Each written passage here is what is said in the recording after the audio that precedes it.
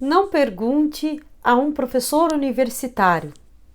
Essa é a recomendação de alguns dos grandes influenciadores digitais que me causaram um pouco estranheza nas suas afirmações. Olá, eu sou a professora Solange Tomiyama e no vídeo de hoje eu quero abordar justamente as afirmações do Pablo Marçal, aquele que é um milionário, que escreveu Os Códigos do Milhão.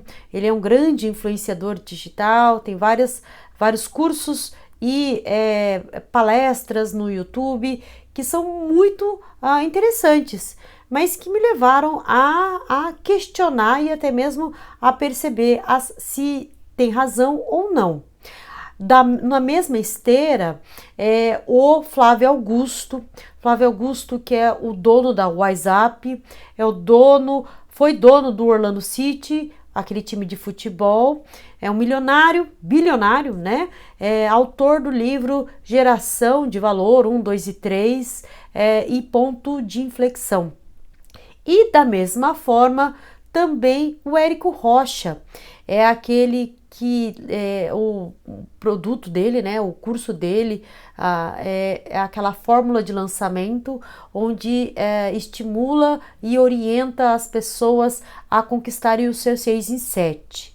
A ideia do vídeo é abordar quais foram as razões por essas recomendações deles às pessoas e o que nós, professores universitários, podemos fazer diante dessa triste constatação que eles fizeram, né? Longe de fazer qualquer crítica ou até mesmo refutar essas afirmações, pelo contrário, eu venho aqui corroborar com elas e levantar algumas bandeiras que são necessárias para que nós, professores universitários, eles sejam então motivo de orientação e sejam novamente as pessoas que devem sim ser consultadas, serem perguntadas.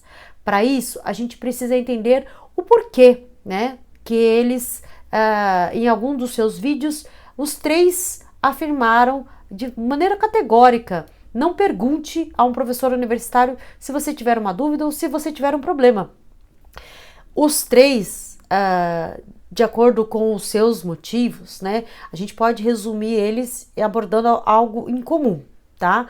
Mas eles observaram de fato que o modelo tradicional da faculdade, ela tem o objetivo não de formar um profissional, mas de formar um empregado, de formar aquelas pessoas que, sentadas uma na frente da outra, quer dizer, você já vê que até o formato que vem na sala de aula já vem aquela ideia de hierarquia, onde vão ouvir o professor, vão ouvir o chefe e vão de cabeça baixa anotar e ter aquilo que está sendo ensinado como lei, como verdade, sem ao menos poder questionar ou modificar.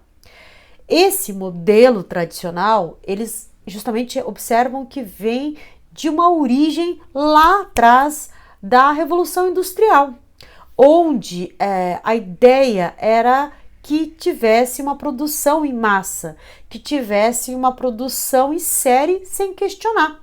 Então, o funcionário, o empregado, ele estava lá para não pensar, mas sim produzir. Produzir, quanto mais produzir, melhor, porque aí geraria maior lucro para a empresa. E essa produção era a moeda de troca em relação a um salário. E a pessoa se contentava com todo mês aquele valor. Então, a ideia não era nem pensar, a ideia era só de forma mecânica produzir. Logo, se ensina nesse formato em sala de aula, o professor, por sua vez, ele acaba não trazendo algo diferente para que o aluno evolua ou o aluno ele desperte.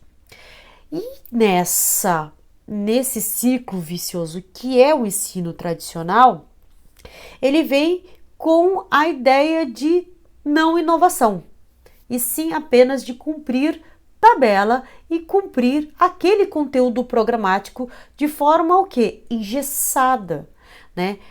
Lógico, eu não vou tirar aqui também a carga de responsabilidade que é dada ao professor, porque ele, por sua vez, em sala de aula, ele tem a difícil arte e missão de chamar a atenção do aluno, e o pior, ele tem que tentar dar um conteúdo da mesma forma igualitária para aquele que está super empolgado, super animado, super interessado no conteúdo, da mesma maneira que aquele que está cansado, não sabe nem o que está fazendo lá, não gosta da matéria, teve um dia exaustivo. Então, ele tem que tratar da mesma intensidade, da mesma força, da mesma atenção, tanto para um tipo de aluno quanto para outro. Então, fica mais ainda difícil o papel do professor, que já vem nesse formato lá da Revolução Industrial. Mas então o que fazer? Desistir da docência? Ou ainda sentar e chorar e falar assim, é assim mesmo, e quem quiser vai para o digital? Eu acredito que existem mudanças necessárias. A faculdade é a primeira que precisa mudar. Ela precisa mudar no modelo de gestão em relação ao estímulo ao professor, em relação ao apoio ao professor, em relação especialmente apoio ao aluno, porque ele tem que colocar mecanismos para que o aluno tenha nivelamento ou que ele tenha algumas orientações e até mesmo espaços para que ele possa refletir e possa evoluir, né? Assim como o professor também precisa mudar. Ele precisa, uma vez valorizado, ele precisa mudar o seu método de dar aula, ele precisa mudar os insights que ele traz para a sala de aula, ele precisa mudar, inclusive, os exemplos e as técnicas, porque ele sim, embora seja apenas um técnico, né? E o Pablo Marçal fala disso. Você não pergunta a um professor, porque o professor ele não tem experiência, ele só tem o conteúdo. E às vezes não, só que ele não mostra a parte prática, os exemplos práticos que o professor carrega. E o professor ele tem que entender que o exemplo às vezes e essa mudança da sua aula e a implementação de novas técnicas melhoram ainda o alcance e melhoram também o próprio raciocínio do aluno. E por fim, quem tem que mudar é o aluno. O aluno ele precisa ser estimulado. E eu brinco que esse estímulo, o professor, ele pode ter algumas sacadas, né? A sacada do e eu. Por que e eu? Porque ele tem que trazer um incômodo. O aluno tem que ficar incomodado. Ele tem que duvidar do professor, ele tem que duvidar do colega, ele tem que duvidar daquilo que ele viu na internet.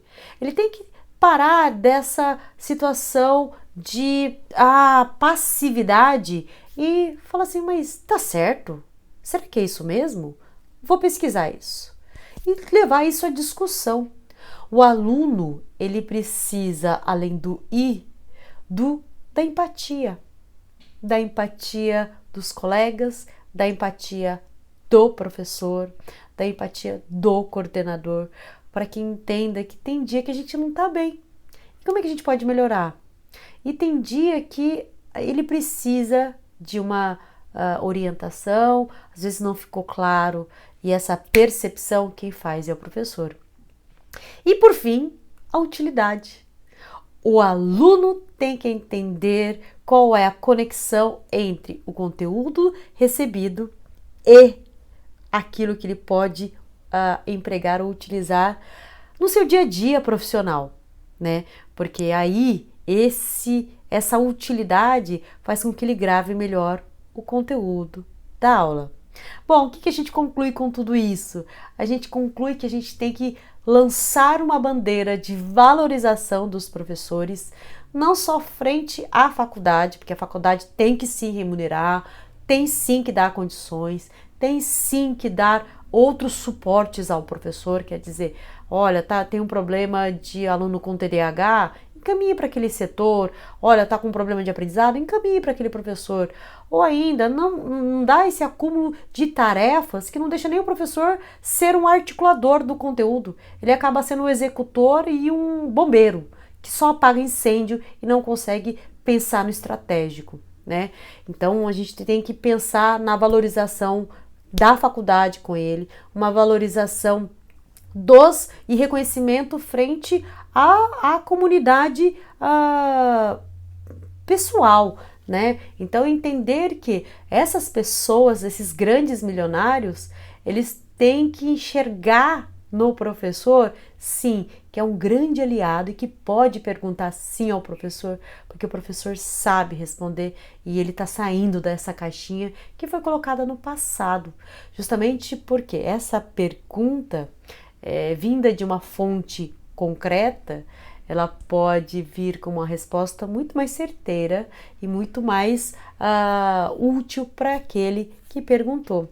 Porque aí você tem que entender o que dessa pergunta. Você, professor, a pergunta do aluno, você pode simplesmente só cumprir tabela e responder aquilo que está no livro, ou você pode responder de uma forma a estimular o aluno. E como fazer isso? Ora, daqui a pouco eu estou lançando o meu curso Professor de Valor e lá eu vou te ensinar outras técnicas para sim ser um professor diferenciado, sim ser aquele que vai ser um líder universitário, tá bom? Fica ligado aqui, aciona o sininho e as notificações que logo logo vocês terão novidades.